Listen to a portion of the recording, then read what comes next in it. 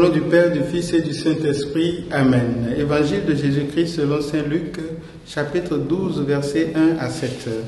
En ce temps-là, comme la foule s'était rassemblée par milliers au point qu'on s'écrasait, Jésus, s'adressant d'abord à ses disciples, se mit à dire : « Méfiez-vous du levain des pharisiens, c'est-à-dire de leur hypocrisie.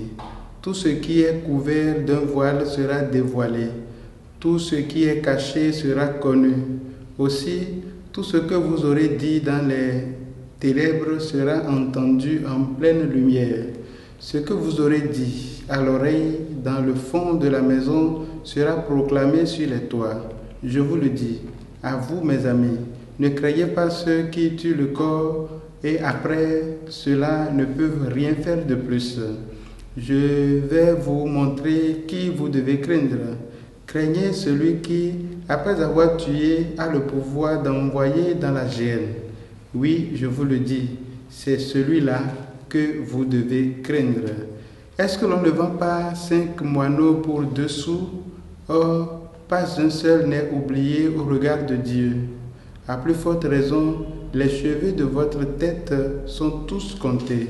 Soyez sans crainte, vous valez plus qu'une multitude de moineaux. Acclamons la parole de Dieu. Louange à toi, Seigneur Jésus.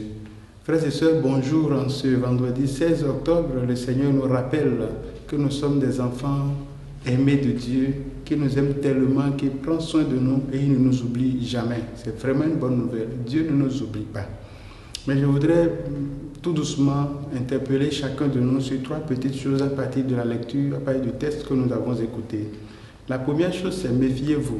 Méfiez-vous, oui.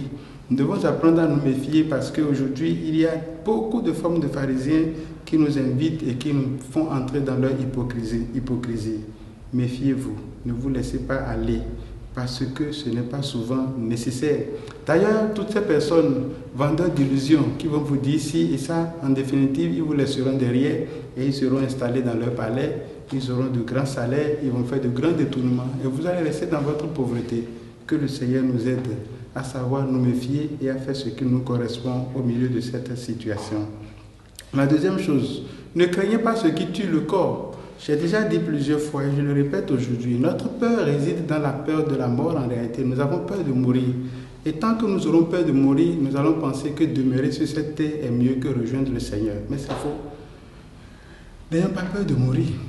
Parce que ainsi, je pense que le diable n'aura plus du tout de raison même de nous regarder. Puisque ce qu'il a le plus à nous brandir, c'est la mort. D'accord? Donc ne craignez pas ce qui tue le corps. Puisque ce qui est important pour nous, ce n'est pas notre corps, c'est notre esprit, c'est notre âme, c'est notre salut éternel. Que le Seigneur nous aide donc à fixer notre regard sur ce qui est important. Et les autres éléments qui sont sur cette terre et qui pourraient nous déranger, que le Seigneur nous aide à les vaincre un à un. Dernier élément, le Seigneur dit que les cheveux de nos têtes sont même comptés. Il nous protège tellement et il prend tellement soin de nous. Et la question qui suit, c'est alors pourquoi la souffrance?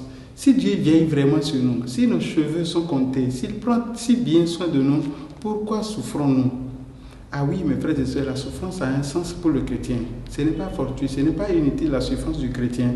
Le chrétien ne souffre pas comme le païen.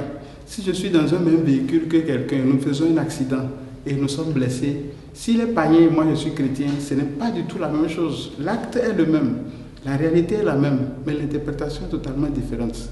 Ma souffrance a une lecture à partir de la souffrance de Jésus sur la croix et peut devenir élément de salut pour moi-même et pour les autres. Pour les autres là, ça n'a pas de sens. Pour nous, la souffrance a un sens. Donc s'il arrive que nous souffrions, apprenons à accrocher cela à la souffrance de Jésus, au lieu de courir ici et là et de chercher absolument, je répète, absolument à nous débarrasser de la souffrance.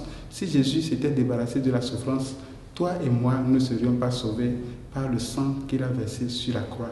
Que Dieu nous bénisse et qu'il nous rende forts pour que devant les épreuves, nous ayons la foi suffisante pour manifester qui est notre Dieu.